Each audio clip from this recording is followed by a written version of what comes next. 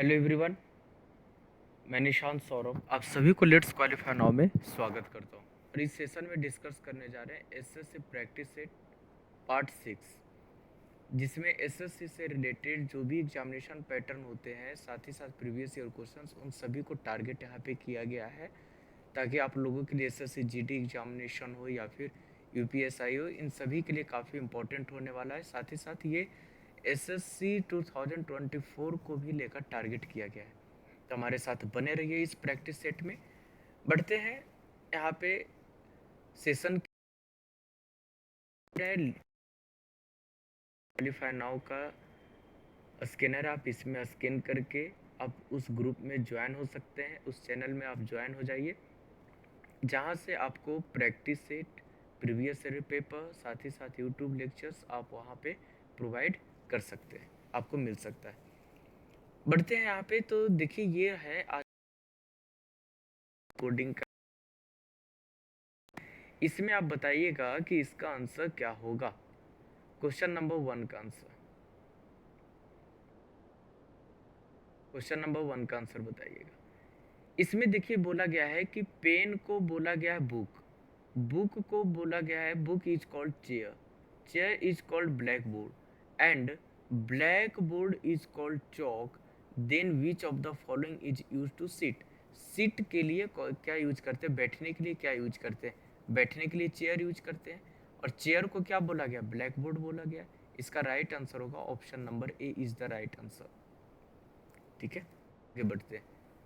इसमें देखिए ये दिया गया नंबर एनालॉजी का क्वेश्चन है, इसमें ध्यान से आप लोग इसके आंसर्स को करेंगे और आंसर करते वक्त आपको ये ध्यान रखना है कि जो पैटर्न आप यहाँ पे अप्लाई करेंगे सेम पैटर्न यहाँ पे अप्लाई होगा। देन आपको रिजल्ट बताना है क्या होगा इसका आंसर। दिया गया है 91, यहाँ पे दिया गया है क्वेश्चन मार्क, यहाँ पे है 64 और यहाँ पे है 54। अगर आप इसमें देखेंगे तो इसका सम हो रहा है 6 + 4 = 10 और इसका सम हो रहा है 5 + 4 = 9। ठीक है, और सम करने के बाद अगर आप देखेंगे तो दोनों के सम में डिफरेंट है कितना का, 1 का डिफरेंस है ना। मीन्स यहाँ पे ये -1। ठीक है,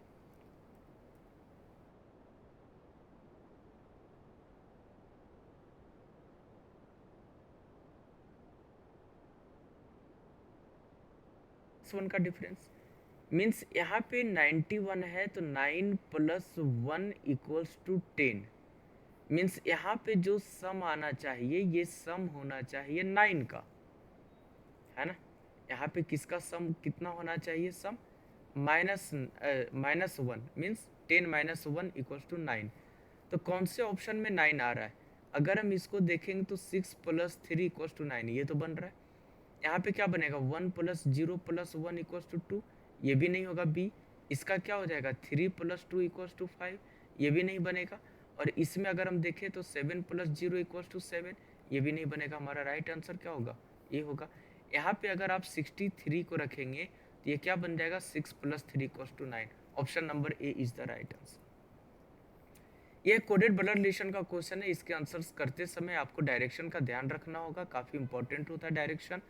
यहाँ पे बोला गया m + n means m is son of n, m - n means m is wife of n, m × n means m is the brother of n, m / n means m is the mother of n, और m = n means m is father of n। ये बोला गया है। If a = b × c, ये equation है, then how is a related to c।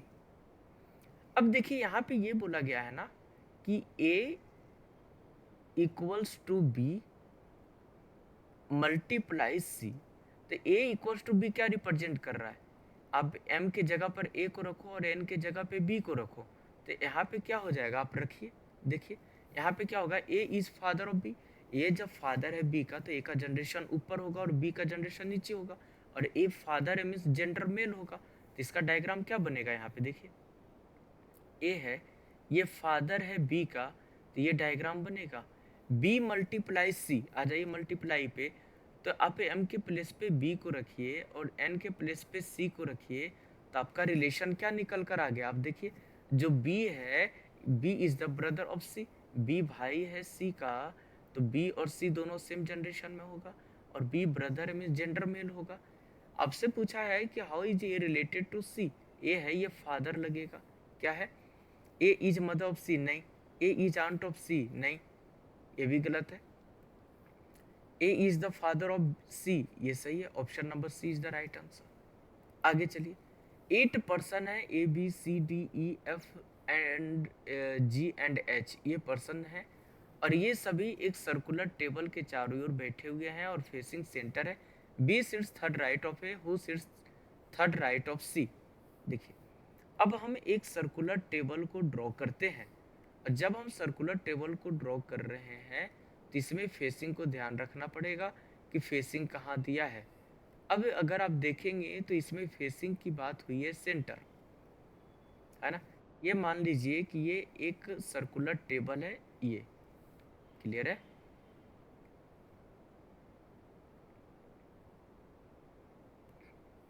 ये हो गया। अब यहाँ से हम अपन ड्रॉ करते हैं। टोटल नंबर ऑफ पर्सन 8 है ना, 8 है तो बिल्कुल अपोजिट बैठाना है।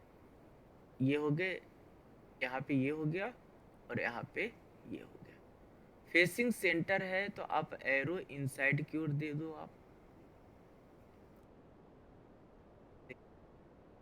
बोला गया है कि जो बी है ये थर्ड राइट ऑफ ए, तो बी अभी पूरी सीट खाली है ना, तो आप ए को कहीं भी बैठा दीजिए। अच्छा, हु यूज हुआ सेकेंड पर्सन, सेकेंड पर्सन कौन है यहाँ पे, ए, या फिर बोल सकते हैं nearest person. Who sits third right of C, A C के थर्ड राइट में, तो एक काम कीजिए, पहले आप सी को बैठाइए, फर्स्ट सेकेंड थर्ड यहाँ पे ए हो गया, और फर्स्ट सेकेंड थर्ड यहाँ पे बी हो गया। आगे बोला गया है F sits, F is second right of E, who किसके लिए, ई के लिए यूज हुआ है। Who is not immediate neighbour of B, कौन बी का नेबर नहीं है, ई, मीन्स ई यहाँ पे नहीं आएगा और ई यहाँ पे नहीं आएगा, और एफ के सेकेंड राइट में है, अभी इसको छोड़ दीजिए। D sits second to the left of H, who किसके लिए, एच के लिए यूज हुआ है। Who sits second left of G, G के सेकेंड, देखिए जी के सेकेंड लेफ्ट में एच है तो एच यहाँ पे आएगा। आगे देखिए क्या बोला है, डी है वो एच के सेकेंड लेफ्ट में, तो यहाँ पे क्या बनेगा, डी हो गया, यहाँ पे एच आ गया, और यहाँ पे कौन आ जाएगा, जी आ जाएगा। ये डायग्राम बनेगा। एफ है वो ई के सेकेंड राइट में, ई यहाँ पर होगा तो फर्स्ट और सेकेंड यहाँ पे एफ होगा, ये है। Who is not immediate neighbour of B, चलिए एक काम करते हैं, पहले हम यहाँ पे बैठाते हैं किसको, पहले हम बैठाते हैं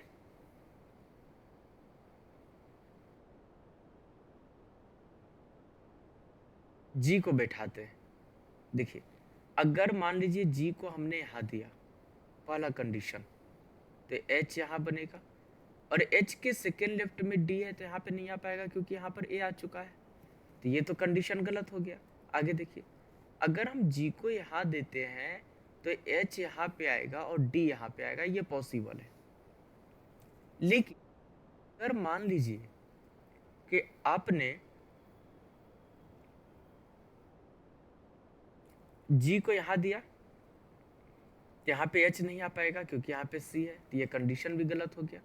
जी आपने यहाँ दिया तो एच यहाँ पे होगा, डी यहाँ पे नहीं आ पाएगा क्योंकि यहाँ पे सी है, मतलब हमारे पास अभी एक यही जगह बचा है, इसके अलावा हम कहीं नहीं बैठा सकते हैं। आगे देखिए क्या बोला है, ई के सेकेंड राइट में एफ बैठा है तो ई को आप यहाँ दे दो और एफ को आप यहाँ दे दो। आपसे पूछा है कि who sits second left of A, sorry, A के सेकेंड लेफ्ट में कौन बैठा है, डी बैठा है, तो इसका राइट आंसर क्या होगा, ऑप्शन नंबर बी होगा। चलिए अगले क्वेश्चन को, क्वेश्चन नंबर 5, ये है ऑर्डर रैंकिंग का क्वेश्चन है। इसमें बोला गया है a girl is standing in a row, her rank is 27 from the top and 5 from the bottom.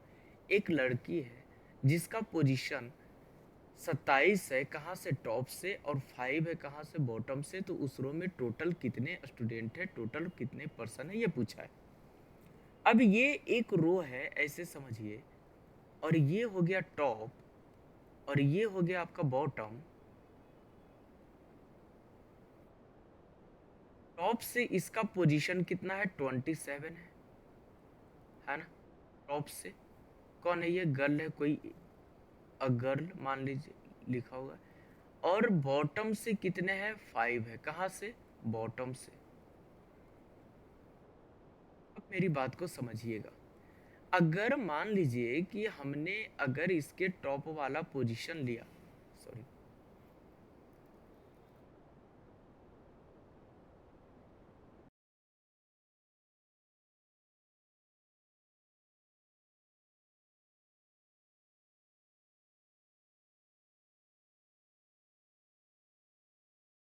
Seven,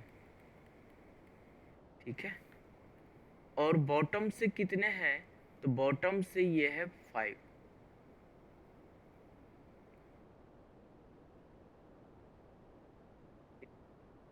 एक चीज समझिएगा मेरी बात को ध्यान से थोड़ा सा, यहाँ पे ये बोला गया है कि हमसे पूछा है टोटल कितने पर्सन है।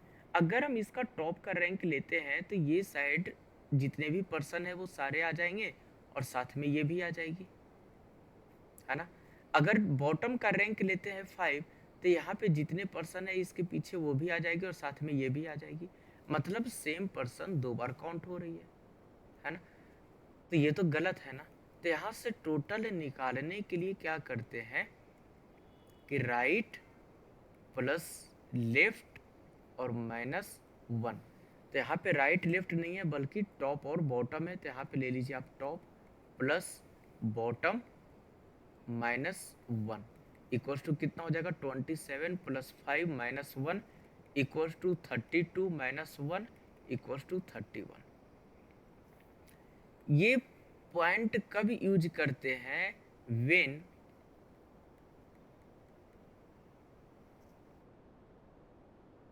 The position of same person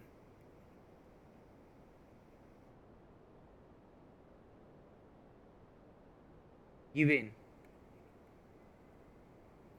from both side, तब अपन ये यूज करते हैं, और इसका राइट आंसर होगा option number B. B.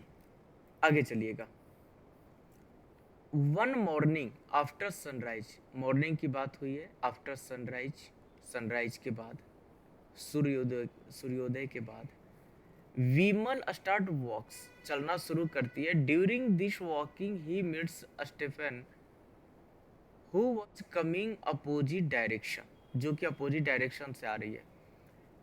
Vimal watch that the shadow of Stephen to the right of him, यानी कि विमल, विमल क्या देखता है कि इसका शैडो है ये विमल के खुद के, उसी के, विमल के राइट में गिर रहा है। अब एक चीज समझिएगा थोड़ा सा ध्यान से,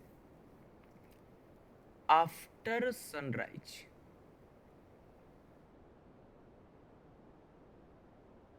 है ना, मॉर्निंग की बात हुई है,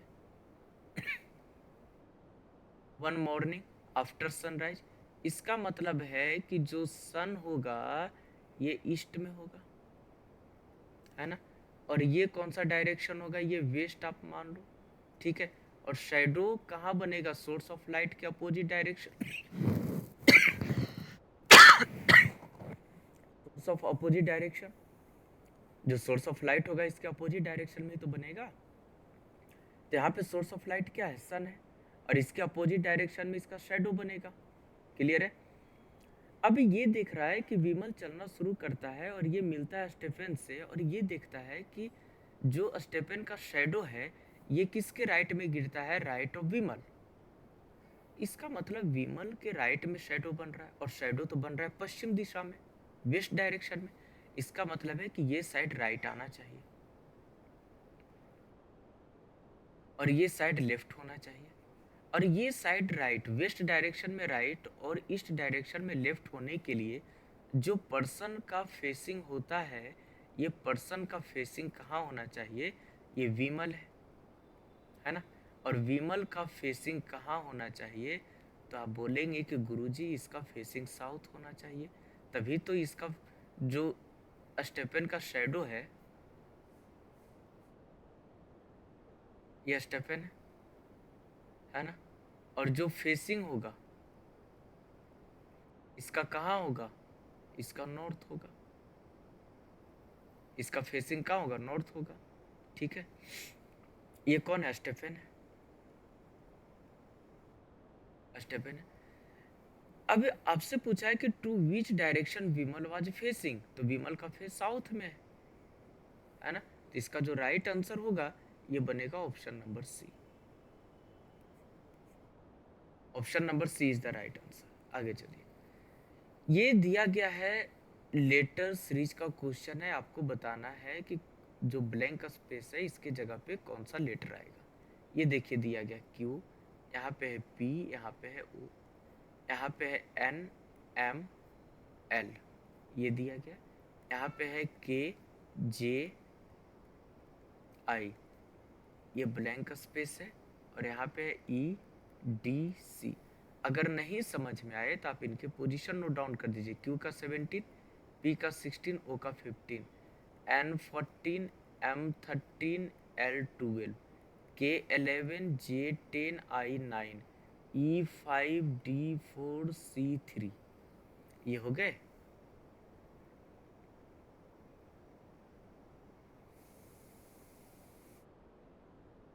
अब देखिए, यहाँ से जब हम देखना स्टार्ट करते हैं तो आप देखिए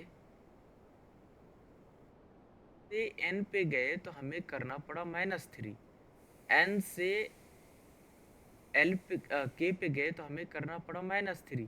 इसका मतलब के से जब यहाँ पे आएंगे तो हमें करना पड़ेगा -3, और -3 करेंगे तो यहाँ पे क्या आएगा, यहाँ पे 8 आएगा, और 8 पे क्या आएगा, एच, और एच में -3 हमने कर दिया तो क्या आ गया, ई आ गया। आगे देखिए, आगे की अगर अपन बात करें तो यहाँ पे एक चीज देखिएगा कि P से आप M पे गए है ना, तो हमें करना पड़ा -3। M से कहाँ पर गए, J पे गए तो हमें करना पड़ा -3। J से कहाँ पे चलेंगे, यहाँ पे चलेंगे तो -3 करना पड़ेगा, तो ये बनेगा 7, और 7 पे आएगा G, और G में जब अपन -3 करेंगे तो ये बनेगा D। O में -3 करेंगे तो बनेगा L, L में -3 करेंगे तो ये बनेगा I, I में -3 कर दिया हमने है ना, तो -3 करेंगे तो यहाँ पे बनेगा 6, और 6 पे आएगा F, और F में -3 किए तो ये C बनेगा। तो हमारा जो राइट आंसर होगा ये बनेगा HGF is the right answer, option number ए। ठीक है, आगे बढ़िएगा। क्वेश्चन नंबर 8 ये बोला गया है, क्लॉक का क्वेश्चन है, यहाँ पे ध्यान से आपको आंसर करना होगा कि at 3:40 the hour and the minute hand of a clock form an angle. 3:40 पे घड़ी की, घंटे की सुई और मिनट की सुई के बीच में कितने डिग्री का कोण बनेगा। अब समझिए, एंगल निकालने के लिए एक फॉर्मूला का यूज किया जाता है, 11m - 60h और डिवाइड में 2, और आप लगा दो मोड। मोड इसलिए लगाते हैं कि कभी कभी कैलकुलेट करने पर जो एंगल होता है ये निगेटिव आ जाता है, तो मोड उसे पॉजिटिव कर देता है, क्योंकि एंगल कभी भी निगेटिव नहीं होता। m की जगह पे लिखाएगा मिनट की वैल्यू, और h की जगह पे लिखाएगा r की वैल्यू। ठीक है, तो यहाँ पे मिनट कितना है 40, और r कितना है 3, आप इसको पुट कर दो आप। तो एंगल निकालने के लिए आप क्या करेंगे, मोड लगा दो आप यहाँ पे, 11 × 40 - 60 × 3, और डिवाइड में कितना हो जाएगा 2, इक्वल्स टू 440 180 डिवाइड में 2, मोड लगा दीजिए। यहाँ पे अगर हम कैलकुलेट करना चाहें तो ये कितना हमारा रिजल्ट निकल कर आएगा, 062 डिवाइड 2। अब डिवाइड कर दीजिए, कितना आएगा, 130 आएगा। डिवाइड करेंगे तो 130 के बराबर आएगा। मीन्स ये तो ऑलरेडी पॉजिटिव है, तो मोड हटा दीजिए। तो जो दोनों के बीच में एंगल बनेगा वो बनेगा 130 डिग्री का। Option number C is the right answer. Clear है। आगे बढ़ते हैं क्वेश्चन नंबर 9। इसमें पूछा है कि आपसे आपसे ये पूछा है कि ये एक ही डाइस का 4 डिफरेंट पोजीशन दिया है और इसमें पूछा है कि येलो कलर का अपोजिट क्या होगा। अगर देखिए ये है डाइस 1, ये है डाइस 2, ये है डाइस 3, ये है डाइस 4, ये दिया गया है। अगर हम देखें तो डाइस 1 एंड डाइस 2 दोनों में देखें तो ऑरेंज ऑरेंज, ब्लू और ब्लू कॉमन है। तो येलो यहाँ पे रिमेनिंग बच गया, यहाँ पे वायलेट रिमेनिंग बच गया। तो ऑरेंज का सॉरी येलो का अपोजिट क्या हो जाएगा, वायलेट। ऑप्शन नंबर ए।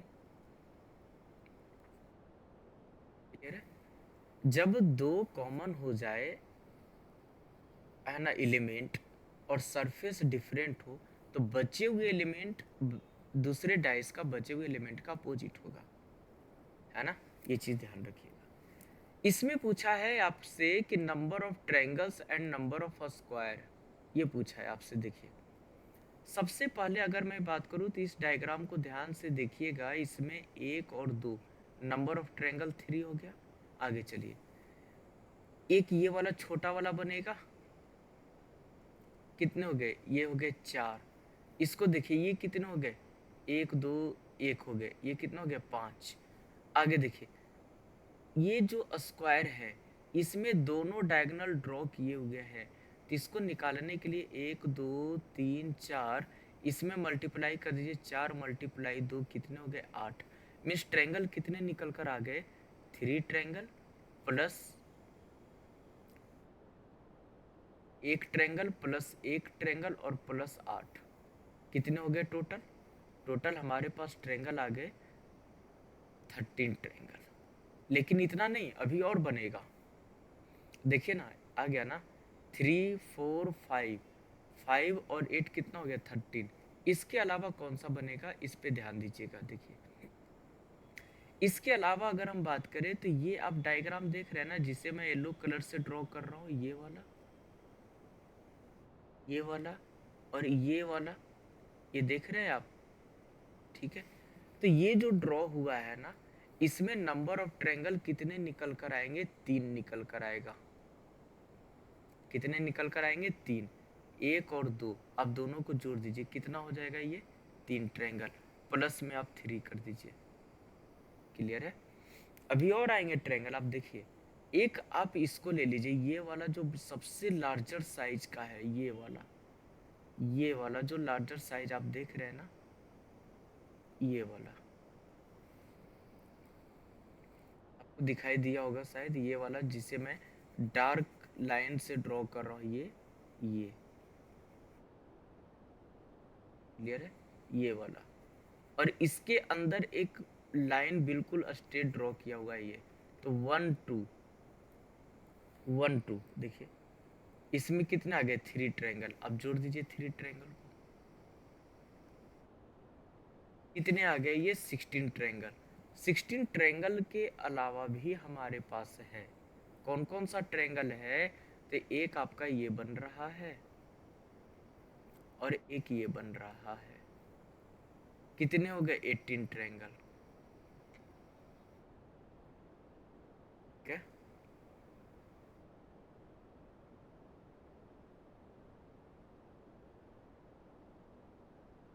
3 3 6 3 9 10 11 12 13 14 14 8 22।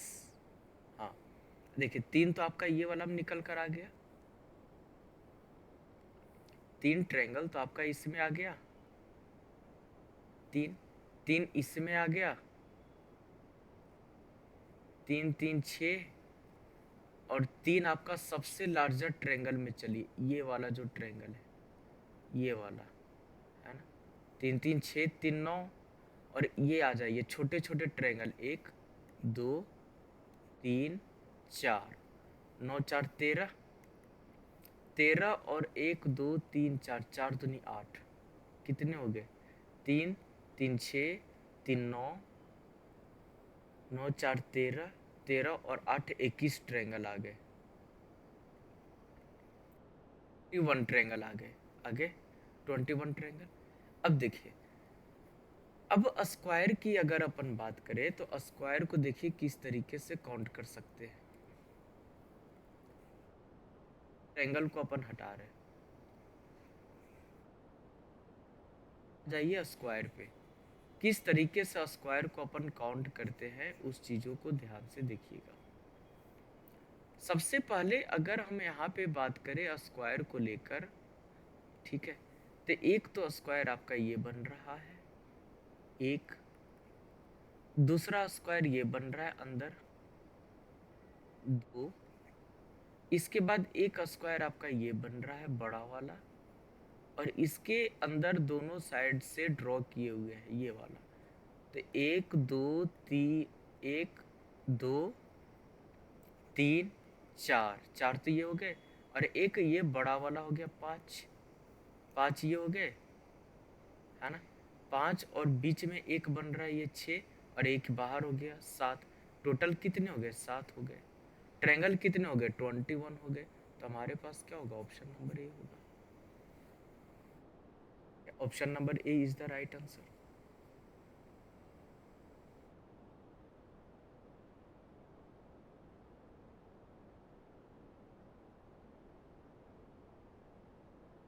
आगे चलते अगली क्वेश्चंस पे, तो आपसे पूछा है विमेन, मदर्स एंड इंजीनियर, इन सभी के बीच में कौन सा लॉजिकल वेन डायग्राम है जो सही रिप्रेजेंट कर रहा है। अब देखिए जितने भी मदर्स हैं ये विमेन के अंदर आएंगे, वुमेन के अंदर, है ना, और जो इंजीनियर की मैं बात करूँ तो कुछ मदर इंजीनियर होंगी, कुछ विमेन इंजीनियर होंगी जो मदर नहीं होगी, कुछ इंजीनियर मदर होंगे, कुछ इंजीनियर मदर नहीं होंगे। तो इसका जो राइट आंसर होगा ये बनेगा ऑप्शन नंबर ए। क्वेश्चन नंबर 12, इसमें पूछा है हिडन फिगर, इसमें ये डायग्राम है ये किस में प्रेजेंट है। ये जो आप डायग्राम देख रहे हैं ना, ये डायग्राम किस में प्रेजेंट है आपसे ये पूछा है। तो भाई साहब आप इस डायग्राम को आप गौर से देखिए ऑप्शन नंबर ए को, अगर इसमें आप देखेंगे तो क्या ये ऑप्शन नंबर ए होगा हमारा राइट आंसर, बाकी किसी डायग्राम में पॉसिबल नहीं है ये डायग्राम को आना। नेक्स्ट की मैं बात करूँ तो इसका पूछा है हमारा वाटर इमेज, वाटर इमेज पूछा है, इसका मतलब है कि वाटर इमेज टॉप है वो ये राइट बन जा, सॉरी, टॉप बॉटम हो जाता है, बॉटम टॉप हो जाता है, लेफ्ट का लेफ्ट में रहेगा, राइट का राइट में रहेगा। मतलब आप एलिमिनेट कर सकते हैं, तो एलिमिनेट कर सकते हैं तो 7 आपका कुछ इस तरीके से बनेगा,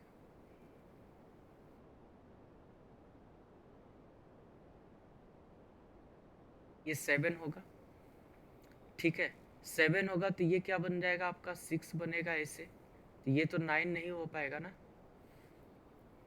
ये जो 9 दिया गया ये तो नहीं हो पाएगा, तो ये ऑप्शन नंबर 3 गलत हो गया। आगे चलिए, डी है, ये डी तो एज अ टीज आ जाएगा, इसमें कोई दिक्कत नहीं है। सी है वो सी भी एज अ टीज आ जाएगा, ये भी दिक्कत नहीं है।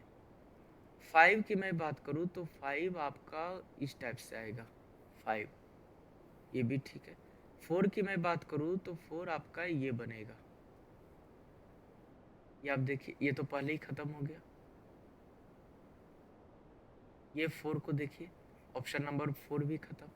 बी है, ये क्या बन जाएगा, पी बनेगा, अरे बी पी बन जाएगा, और जो ये ए है ना, ये ए है वो ऐसे आ जाएगा आपका, सॉरी,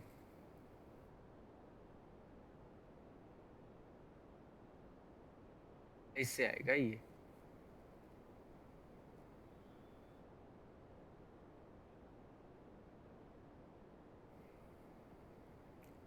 ठीक है, ये भी ठीक है, 4 भी ठीक है, 5 C D 7, अच्छा इसमें ये है 4 5 C D 7, दोनों तो सेम लग रहे हैं। हम्म, सेम नहीं है, सेम कैसे है ये देखिए, ए एज अ टीज दे दिया हमने तो इस पे ध्यान ही नहीं दे रहा, ये तो गलत हो गया, हमारा राइट आंसर क्या होगा, 2 होगा। आगे देखिए इसमें बोला गया है इन सर्टेन कोड लैंग्वेज मिंक यंग पे means fruit are ripe, PELAOMAYMINK means orange are not ripe, मे वी न्यू मिंक means orange are not ripe. आपसे पूछा है मैंगो का कोड, तो मैंगो कहाँ कहाँ पे है ये आपसे पूछा है। मैंगो का कोड क्या होगा,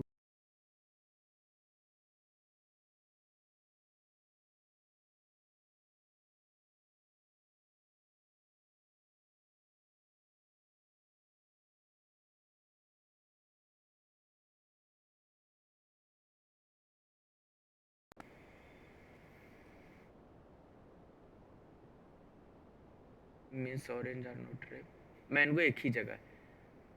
इसको चेक कीजिए, आर आर यहाँ पे है, आर यहाँ पे है ना, और कहीं पे है आर प्रेजेंट, आर यहाँ भी है। मतलब ये है कि आर 3 लाइन में प्रेजेंट है, तो तीनों लाइन में कोड क्या होगा, MAYPENUEMINK।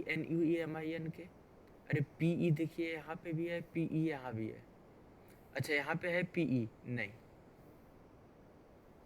हाँ PE यहाँ भी है, ठीक है। तो ये तो आर का कोड हो गया। आगे देखिए, अगर मैं बात करूँ यहाँ पे किसके, जो वर्ड और बच गए, कौन सा, नोट। तो नोट देखिए यहाँ पे है, नोट यहाँ पे है, ये अच्छा नोट और कहीं पे है प्रेजेंट नहीं है।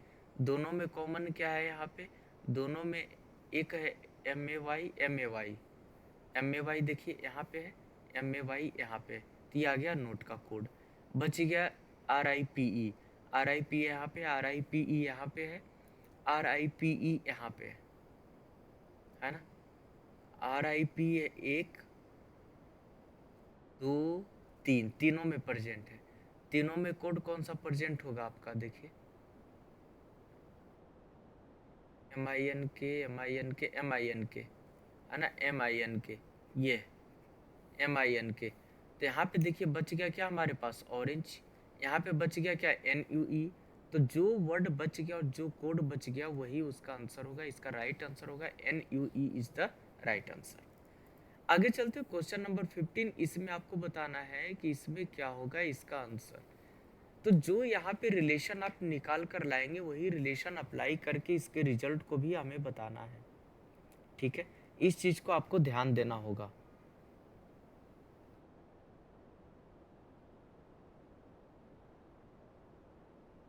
देखिए देखिए यहाँ पे दिया गया है 6 8 और 192, यही दिया गया ना। आप एक काम कर सकते हैं, 6 का स्क्वायर प्लस 8 का स्क्वायर कर दे,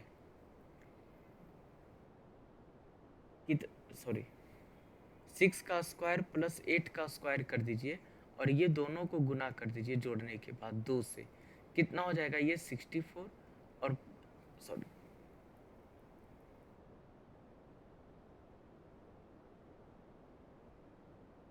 -8 कितना आ जाएगा ये 36 प्लस 64, ये दोनों को गुना कर दीजिए 2 से जोड़ने के बाद, और -8 कर दीजिए, कितना हो जाएगा ये 200, और 200 -8 बराबर 192 आएगा। तो कौन सा ऑप्शन आ रहा है, अगर हम चेक करेंगे ऑप्शन नंबर ए को, तो कितना आएगा ये 11 का स्क्वायर प्लस 9 का स्क्वायर, और इसमें मल्टीप्लाई 2 माइनस में 8 कर दीजिए, यह आ जाएगा 121 प्लस में 81 मल्टीप्लाई 2 -8, ये रिजल्ट आ जाएगा आपका 202 के बराबर आएगा, और -8 कर दीजिए तो हमारा आंसर आएगा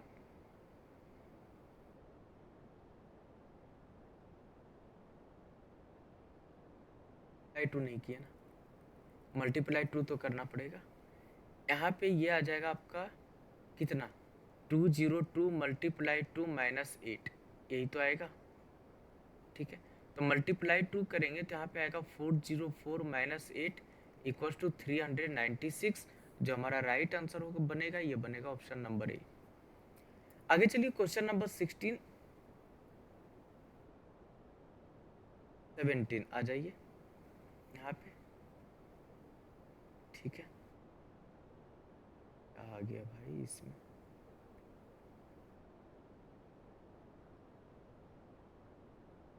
देखिए यहाँ पे 8 8 दिया गया है, 5 7 6 दिया गया है, ठीक है, यहाँ पे दिया गया 13 और ये है क्वेश्चन मार्क। यहाँ पे जब आप रिलेशन को निकालेंगे तो कौन सा रिलेशन चलेगा, यहाँ पे देखिए 8 से जाना है 576 पे, तो 8 मल्टीप्लाई 8 इसका स्क्वायर कर दीजिए, और इसमें क्या कर सकते हैं, इसको मल्टीप्लाई कर दीजिए 8 प्लस 1 से, कर देंगे आ जाएगा ये 64 मल्टीप्लाई 9, तो ये आ जाएगा 576, मीन्स 13 का स्क्वायर कर दीजिए और इसको गुना कर दीजिए 13 प्लस 1 से, कितना आ जाएगा ये 196 और गुना में 14। जब अपन ये रिजल्ट करेंगे तो 14 से मल्टीप्लाई करेंगे तो हमारे पास आ जाएगा ये 196 और मल्टीप्लाई 14, 14 6 जा आ जाएगा 84, यहाँ पे 8 बचेगा।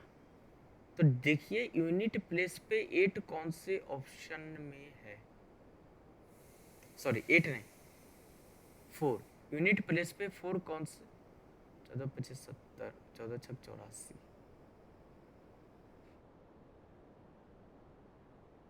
मिस्टेक हो, अच्छा सॉरी 169 होगा ना, 169 होगा, 196 नहीं, 169 169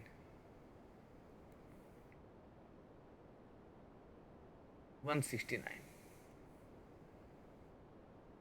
ये दोनों को जब आप मल्टीप्लाई करेंगे 169 गुना 14, ठीक है, तो देखिए यूनिट प्लेस पे, देखिए यूनिट प्लेस से निकालिए कितना आ जाएगा, 4 9 जस्ट 36 6, यूनिट प्लेस पे 6 आना चाहिए, 6 सभी में बच गया 3, हो गया, तो 14 6 जा कितना होगा 74 होगा, होगा ना। या फिर इसको आप ऐसे कर सकते हैं कि यहाँ पे जैसे 14 दिया गया है, 14 मल्टीप्लाई 9, इसको ऐसे कीजिए, 14 मल्टीप्लाई 9 कितना होगा 126 होगा, तो यूनिट प्लेस पे 6 लिख दिए, कैरी कितना बचेगा 12, और 14 6 जा कितना होगा 84, 84 और प्लस 12 कितना होगा 96, 6 बच गया, कैरी में कितना हो गया 9, और 14 मल्टीप्लाई 1 14 और प्लस में 9 कर दीजिए 23, जो आपका रिजल्ट आएगा 2366। Option number C is the right answer. आगे चलिए अगले क्वेश्चंस की ओर, ये नंबर सीरीज का क्वेश्चन है, ध्यान से इसके आंसर्स को करेंगे आप लोग, बताइएगा क्वेश्चन मार्क की जगह पे कौन सा ऑप्शन आएगा, ये आपसे पूछा गया है। देखिए सबसे पहले सीरीज को अगर हम देखें तो ये स्लो इंक्रीज कर रहा है, इसका मतलब एडिशन का काम चल रहा है। आप यहाँ पे देखिए 50 से 67 प्लस में 17, 67 से 86 पे प्लस में 18, सॉरी प्लस में 19, 86 से 107 पे तो प्लस में 21, इसका मतलब अगले में क्या होगा प्लस में 23 करेंगे तो यहाँ पे 0, यहाँ पे 3 और यहाँ पे 1 बनेगा 130। इसका जो राइट आंसर बनेगा ये बनेगा ऑप्शन नंबर ए।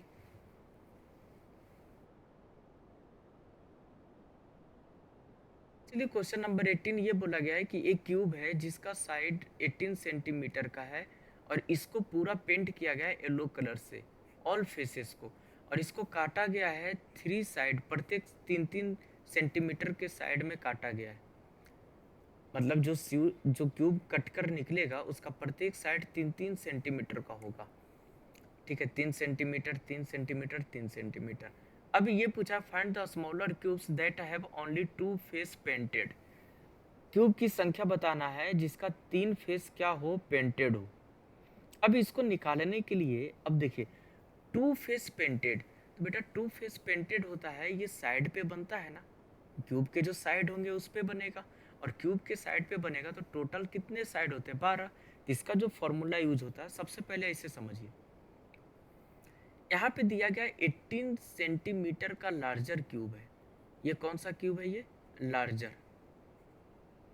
स्मॉलर क्यूब हमें निकालना है जो कि कितने सेंटीमीटर का होना चाहिए 3 सेंटीमीटर का होना चाहिए। इसका जब हम निकालेंगे n की वैल्यू तो n की वैल्यू कितनी आ जाएगी 18 डिवाइड 6 आएगा, सॉरी 18 डिवाइड 3 आएगा, इसको कैंसिल करेंगे तो कितना बनेगा 6, मतलब क्या होगा 6 आएंगे n की वैल्यू जो कि इक्वल पार्ट होंगे। अब यहाँ से जब हमारे पास n की वैल्यू आ गया तो यहाँ से हम क्या कर सकते हैं कि फॉर्मूला लगा सकते हैं किसका, only two surface is coloured. इसके लिए फॉर्मूला हम लगा सकते हैं क्या, 12 इंटू एन माइनस टू, ये फॉर्मूला यूज कर सकते हैं। अरे n की वैल्यू को हम 6 दे दे तो क्या बनेगा 12 गुना 6 माइनस 2 बनेगा, और यहाँ से क्या आ जाएगा 12 गुना 4 बराबर 48 होगा। 48 ऐसे होंगे छोटे छोटे क्यूब जिसका 2 फेस क्या होगा, कलर होगा। इसका राइट आंसर होगा ऑप्शन नंबर ए। क्वेश्चन नंबर 19, इसमें बोला गया है कि 1 जनवरी 2004 को थर्सडे है, गुरुवार है, तो 3 अप्रैल 2004 को कौन सा दिन होगा। अरे आप इसको और डे से निकाल सकते, देखिए ना 1 जनवरी 2004 की बात हुई है, तो जनवरी में टोटल डेज कितने होते हैं, जनवरी में टोटल डेज कितने होंगे, टोटल डेज होंगे 31 होते हैं ना, लेकिन यहाँ पर हम कितने लेंगे 30 लेंगे क्योंकि 1 तो दे ही दिया, प्लस 2004, अरे 2004 है, ये लीप ईयर है, तो एक चीज बताइएगा लीप ईयर में जो फरवरी का मंथ होता है ये कितने डेज का होता है, 29 डेज का होता है, तो प्लस में 29 कर देंगे। फरवरी के बाद आ जाएगा मार्च जो कि 31 दिन का होगा, और अप्रैल 3 दिन का लेंगे। अब इन सभी को ऐड कर दीजिए, कितना आएगा ये, यहाँ पे आप जोड़िए 29 प्लस 31 60, 60 प्लस 30 90, 90 प्लस 3 93, और इसको डिवाइड कर दीजिए 7 से। 7 से क्यों डिवाइड करेंगे, क्योंकि ये कन्वर्ट हो जाएगा वीक में और जो रिमाइंडर बचेगा ये कहलाएगा ऑड डे, है ना। तो जब हम 7 से डिवाइड करेंगे इस 93 को तो ये 1 आ जाएगा आपका, 7 2 3 13 63 91, तो 13 वीक निकल कर आ जाएगा, और जो रिमाइंडर बचेगा ये रिमाइंडर आपका कितना बचेगा, 2 बचेगा, और यही कहलाएगा आपका क्या, ऑड डे। आपसे पूछा है कि 3 अप्रैल को कौन सा दिन होगा, तो ये जो थर्सडे दिया गया है इस थर्सडे में हम +2 कर दें तो फ्राइडे, और इसके बाद आ जाएगा हमारे पास सैटरडे, तो हमारा जो रिजल्ट होगा ये कहलाएगा option number C. Option number C is the right answer. Clear है। नेक्स्ट की ओर चलते हैं। क्वेश्चन नंबर 20, एक क्लॉक है, एक घड़ी है जो 9 मिनट फास्ट होता है प्रत्येक घंटे में, एक घंटे में 9 मिनट फास्ट हो जाता है, और उस घड़ी को 5 minute, if at 5 PM it shows the correct time, 5 बजे ये करेक्ट टाइम शो करता है, तो बताइए what will defected clock shows the time at 7 AM। अरे 5 PM पे ये करेक्ट टाइम होता है ना, आपसे पूछा है 7 AM पे, तो 5 PM से 5 AM तक टोटल कितने आवर्स होंगे, तो 12 आवर्स होगा, और 5 AM से 7 AM तक कितने आवर्स होंगे, 2 आवर्स होंगे, तो टोटल कितने हो गए 14 आवर्स हो गया। और 1 आवर में ये क्लॉक होता है, ये 9 मिनट क्या हो जाता है, फास्ट हो जाता है, तो बताइएगा 14 आवर्स में ये घड़ी कितने मिनट की फास्ट हो जाएगी, तो 14 × 9 मिनट फास्ट होगा। मल्टीप्लाई करेंगे तो हमारे पास कितना आ जाएगा, ये 126 आएगा, 126 आएगा, और 126 मिनट हो गया ये, और 126 जब ये मिनट हो गया तो एक चीज बताइए 126 को जब हम 60 से डिवाइड करेंगे तो 2 टाइम्स तो डिवाइड होगा, और रिमाइंडर कितना बचेगा, 6 बचेगा, मतलब ये 2 निकल कर क्या आ गया, आवर्स आ गया, और ये 6 क्या हो गया, रिमाइंडर मिनट हो गया, 2 घंटे 6 मिनट, हाँ या ना? तो जब घड़ी में 7 बजे की अगर बात हुई है तो इस 7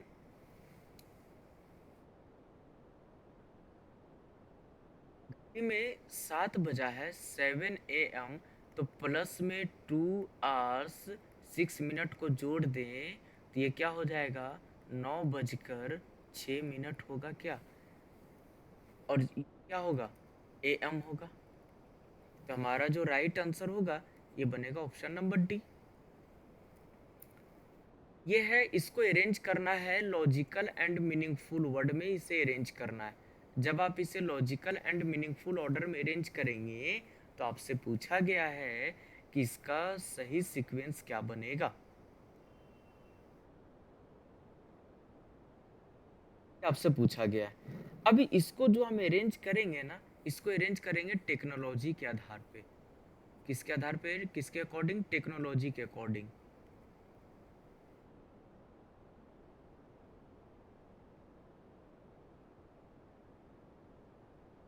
है ना? तभी सही सीक्वेंस बन पाएगा। तो सबसे पहले लेटर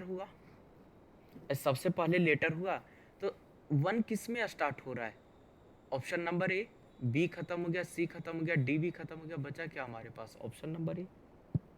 है ना?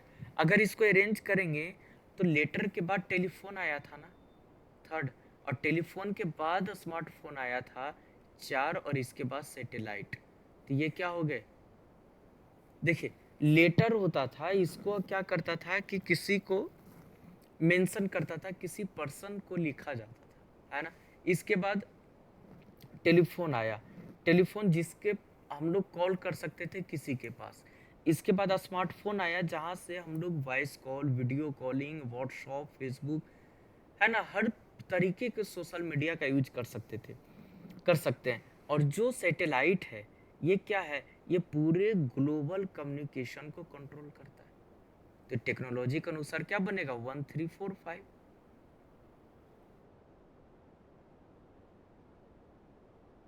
सॉरी, 5 नहीं, 2 है ना,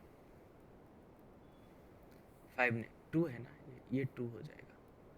तो हमारा राइट आंसर होगा ऑप्शन नंबर ए। आगे चलिए, इसमें बोला गया है कि क्वेश्चन मार्क की जगह पे कौन सा डायग्राम आना चाहिए। ये है incomplete figure.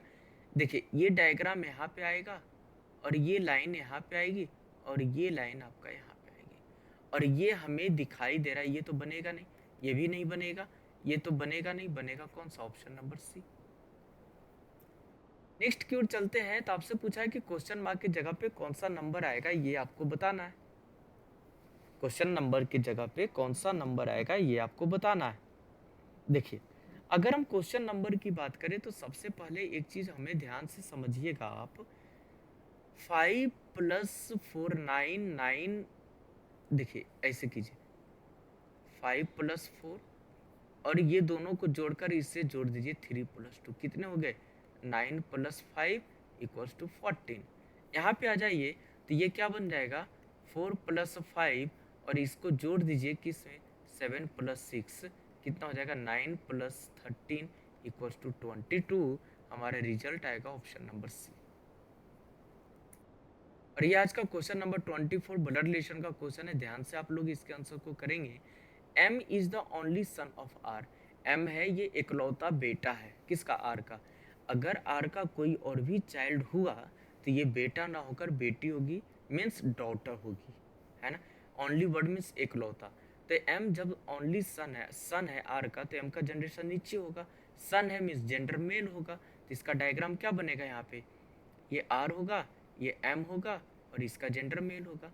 P is the sister of Q, अभी छोड़ दीजिए, क्यों? क्योंकि यहाँ पे ना तो P आया है ना तो Q आया है। X is father of C, छोड़ दीजिए अभी। Who is the wife of R, who किसके लिए यूज हुआ है? Second person. सेकेंड पर्सन कौन है? C है, ये R की वाइफ है, और C जब R की वाइफ है, इसका मतलब R का जेंडर मेल होगा, और R है वो M का फादर होंगे। आगे बोला गया है कि Q is the daughter of X only daughter. Q है, ये डॉटर है किसके? Daughter of x only daughter, x की इकलौती बेटी की बेटी। और एक्स फादर है किसके? सी के। तो एक्स फादर है सी के, तो x का जेंडर मेल होगा और c के ऊपर के जनरेशन में x होगा, और x की इकलौती बेटी c हो गई और इसी की बेटी हो जाएगी कौन, q, इसका भी जेंडर मेल हो जाएगा।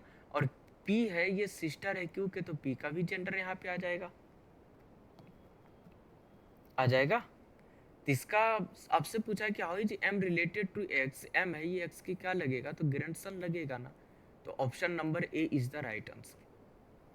और ये रहे आज का लास्ट क्वेश्चन, आखिरी क्वेश्चन, अच्छा क्वेश्चन है, ध्यान से कीजिएगा, जल्दीबाजी में इस क्वेश्चन में आप मिस्टेक कर बैठेंगे। देखिए कैसे, अस्मिता रोड हर स्कूटी नॉर्थवर्ड्स, नॉर्थ में चलती है, तो चलिए नॉर्थ में चलते हैं, ये नॉर्थ में जा रही है तो इसको नॉर्थ में भेजिए, ये हो गई। इतना दूर चलने के बाद इसने लेफ्ट टर्न लिया, तो नॉर्थ का लेफ्ट क्या होगा, ये नॉर्थ का लेफ्ट कहाँ होगा, वेस्ट होगा, ये टर्न हो गए।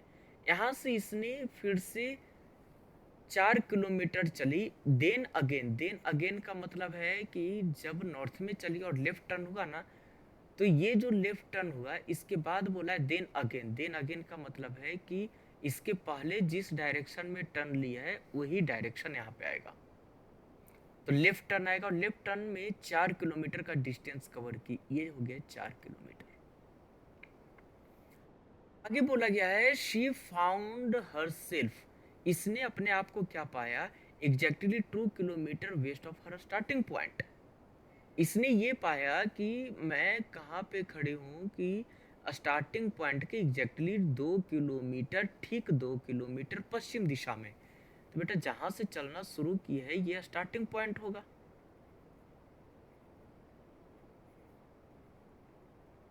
क्लियर है, ये स्टार्टिंग पॉइंट होगा। और ये पाई कि स्टार्टिंग पॉइंट के ठीक 2 किलोमीटर पश्चिम दिशा में है, तो ये 2 किलोमीटर होगा, होगा। अरे ये डिस्टेंस 2 किलोमीटर का हो गया, तो ये भी 2 किलोमीटर का बनेगा, और ये 4 किलोमीटर का है तो ये भी 4 किलोमीटर का डिस्टेंस बनेगा। से पूछा है कि नॉर्थ वार्ड में इनिशियली जो उत्तर में चली थी नॉर्थ डायरेक्शन में, कितना डिस्टेंस कवर की, तो 4 किलोमीटर का। ये थे 25 क्वेश्चंस जो कि आप लोगों के एग्जामिनेशन के लिए काफ़ी महत्वपूर्ण होने वाला था, और ये लास्ट में आप सभी को जुड़ने के लिए बहुत बहुत धन्यवाद, वेरी थैंक्स टू यू कि आपने हमारे साथ जुड़े, ठीक है। इसी तरीके से हमारे साथ बने रहिए, साथ ही साथ आप लोग इसे शेयर करें, लाइक करें, जो भी डाउट्स होते हैं उसे कमेंट सेशन में ज़रूर मेंशन कीजिएगा, और आप सभी को all the best for your examinations, आप लोग अच्छे से मेहनत कीजिए, अच्छे वैकेंसीज हैं जीडी के लिए, जो बच्चे जीडी की तैयारी कर रहे हैं, चलिए ऑल द बेस्ट, मिलते हैं आप लोगों से अगले सेशन में, very thanks to you for joining me.